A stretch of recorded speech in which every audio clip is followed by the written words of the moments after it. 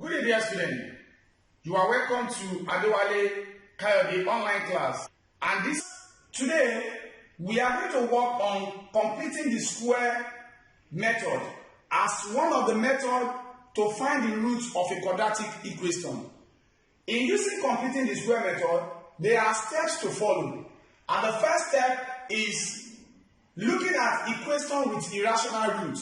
If you can solve the equation with irrational root and you are able to make an expression a perfect square, you are good to go on completing the square method. Let's see equation with irrational root. For example, you have x minus 2 all square equals to 9, and you want to find the values of x. The first thing to do is to square the both sides. Square the both sides. Square the both sides. And remember, anytime you square the both sides, don't forget your plus or minus sign. And this will cancel this. We have x minus 2 equals to square root of 9.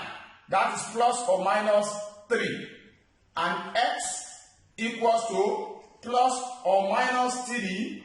When you take this negative 2 to the other side, that will give us plus 2. Then we have x equals to plus or minus 3 plus 2. And this means plus or minus. That is, it's going to give you two answers.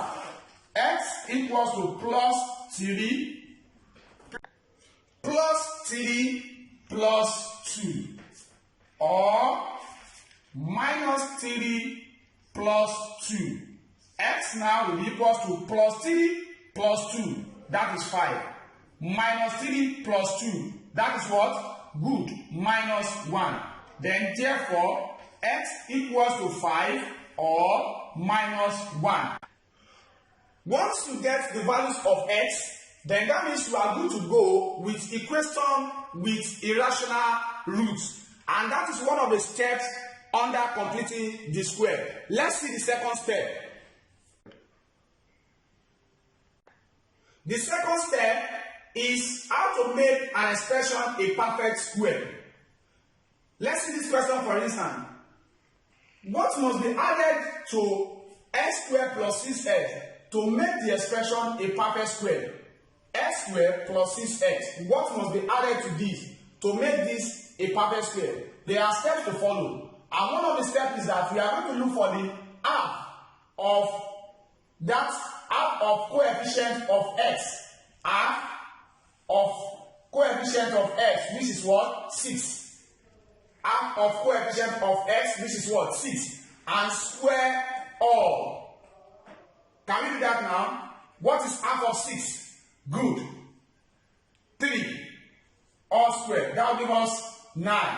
Now, the number that needs to be added to this to make it a perfect square is what? Is 9. Then the expression will have the x squared plus 6x plus 9. Let's see another example. C squared minus 4c. C squared minus 4c. 2. C squared minus 4c. What must be added to c squared minus 4c to make the expression a perfect square? Remember, you need to find half of that coefficient of c, which is half of minus 4, and square all. Half of minus 4, that's minus 2 all square.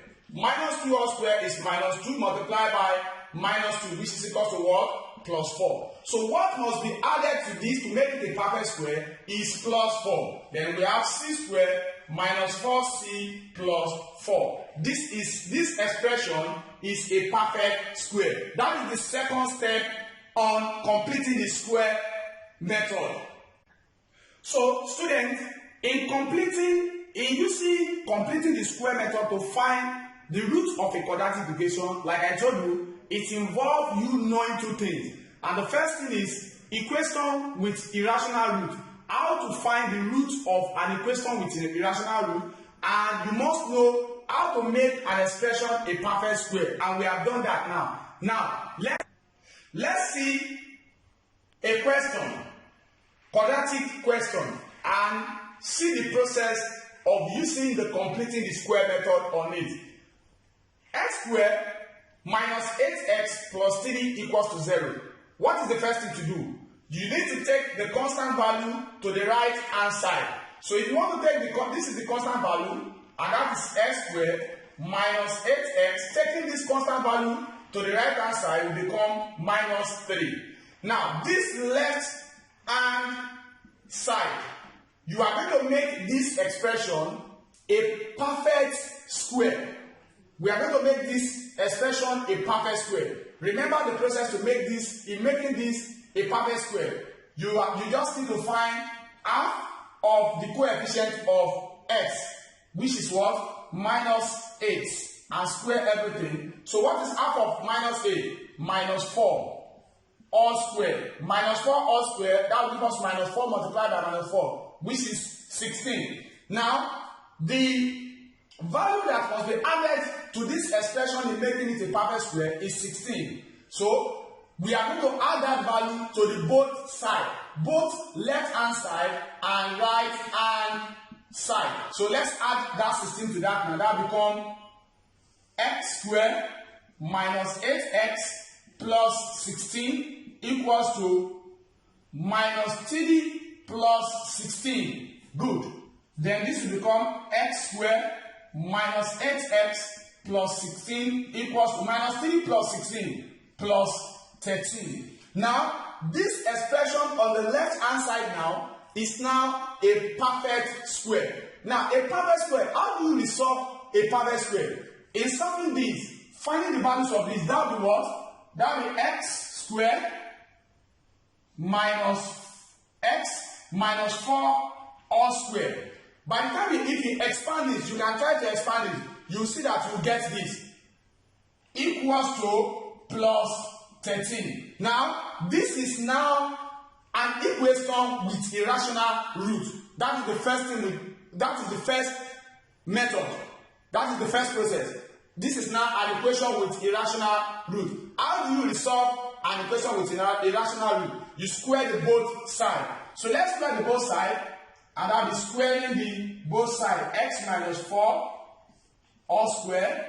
Square the both sides. Don't forget, if you are squaring the both sides, you need to put plus or minus 13. Now, in resolving this will cancel this. We have x minus 4 equals to plus or minus square root of 13. Then, this negative 4 to the right hand side. X will be equal to plus 4 plus or minus square root of what? 13. Then, our final answer now is x equals to plus 4 plus or minus square root of 13. That is root 13. Remember, plus or minus. X equals to plus 4 plus root 13 or plus 4 minus root 13. So our final answer now is plus 4 plus square root of 13 or plus 4 minus root 13. You can find the root of 13 and